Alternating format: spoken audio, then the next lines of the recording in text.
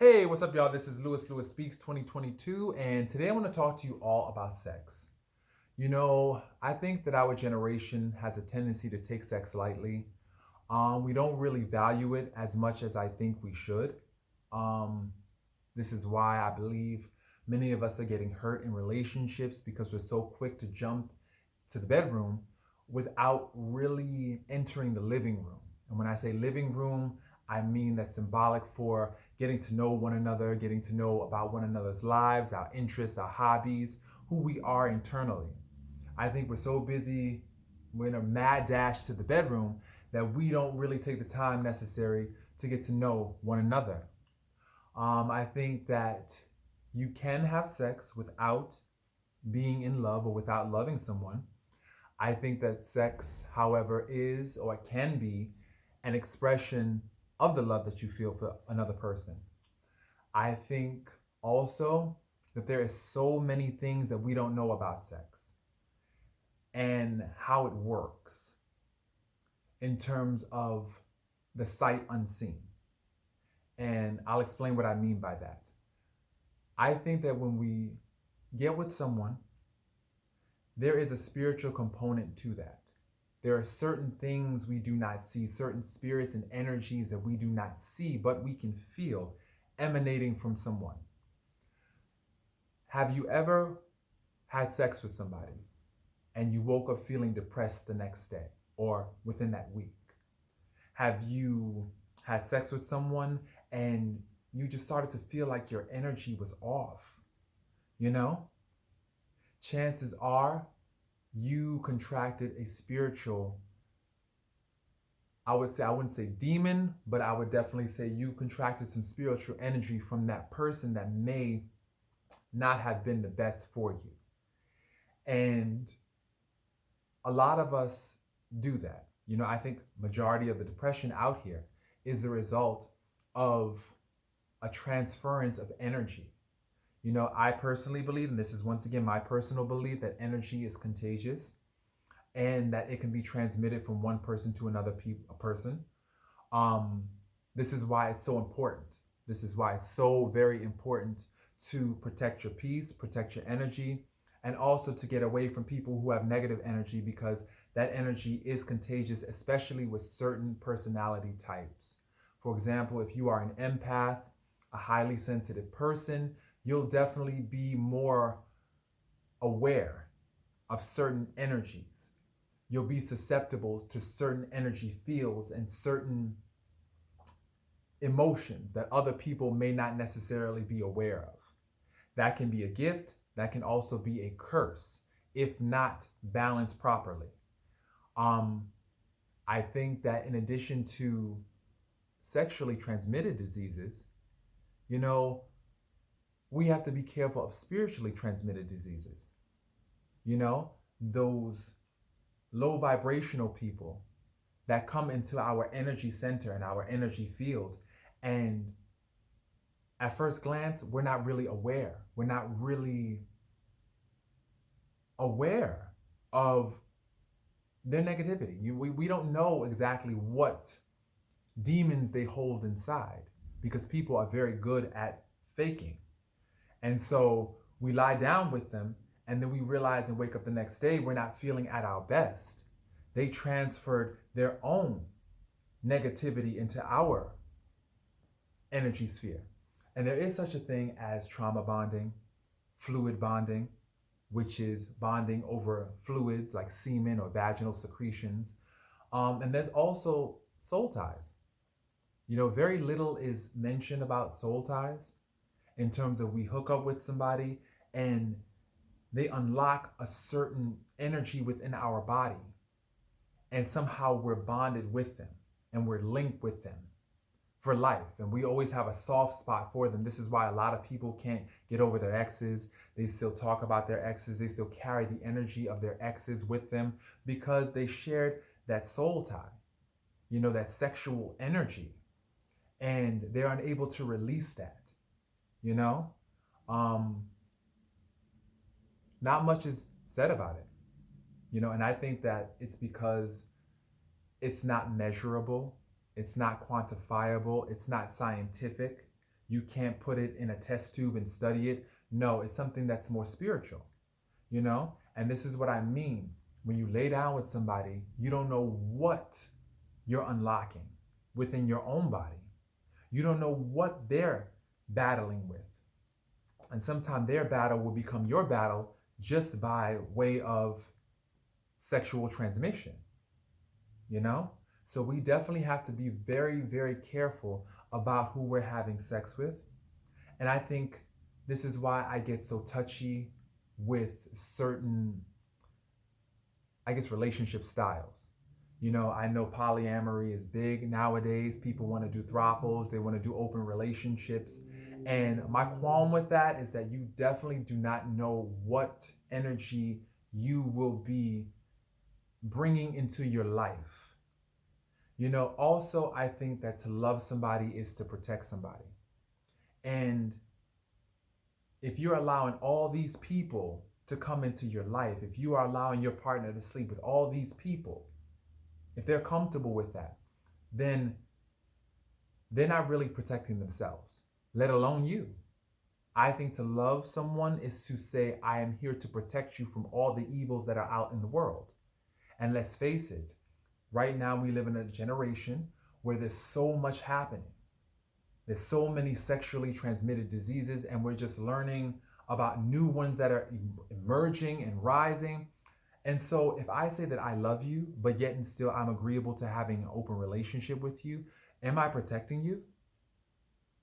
And the thing about this, you know, something, this is for the ladies right now. You know, you have to watch how someone protects their own spirit. Does he protect his own spirit? If he doesn't, what makes you think that he's going to protect yours? How does he handle his own spirit? And also, men, how does she handle her own spirit?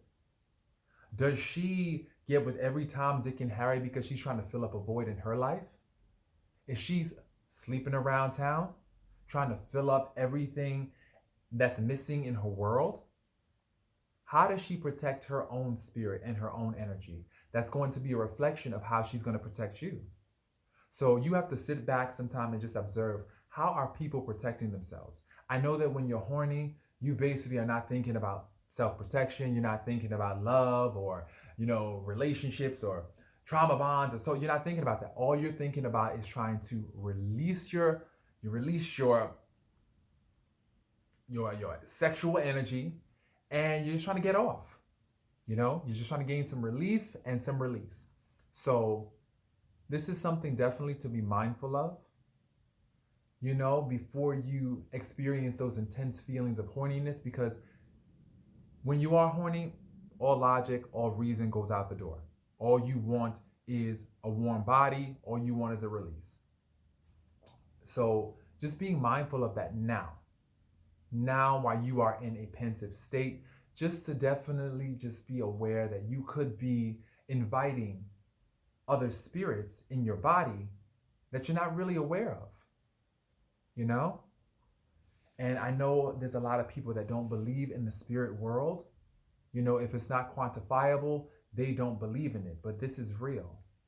There is such a thing as the sight unseen. Certain energies, it's kind of like the breeze. You can't see it, but you can feel it. You can feel its presence over your body, you know? And the same is it's with these sexual encounters. You don't always see what's lurking underneath the shadow of a person's identity, but there's something there. You know that you could feel something there, especially if you have sex with them. They're releasing this energy. And I think a lot of people, to be honest, has used that as a power source and a manipulation tactic to control people. A lot of people, they want to create a soul tie with you. They want, and there are guys out here that deliberately get women pregnant because they want to always have that woman in their life. They know that she's a good woman, they're just not ready for her right now. So they want to put her on the bench. In order to do that, they get her pregnant. You know, they get her knocked up, and then she'll always be in his life and linked to him by way of a child. And the same is true with soul ties. There are some people that get off on trying to make you their slave. They like the idea of being able to control you through the conduit of a soul tie. You know, they try to deliberately, even with the sex with you, they try to hold you down. Or if the guy is inside the woman or whatever, you know, he'll try to throb his penis inside of her and hold her down and just keep it there so that way he can create that link. And typically that might touch a certain portion or a certain something in a woman's body that can unlock all these emotions. And for those women that ever had sex with a man and they cried afterwards or cried during sex, they can attest to this. You know, they say that the sex was so good that it made them cry, but there's something more than that. There is a soul tie that was forming. There was a trauma bond that was forming there. You know, and sometimes these dudes, they're very calculated. They know what they're doing. They've done it to so many women before. And also these ladies, they'll put it on a man. They know how to lay it down. They will put it on you.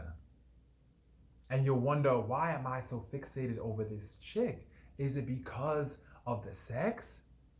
No, it's what it represented. It's also those soul ties, that unknown knowledge, you know?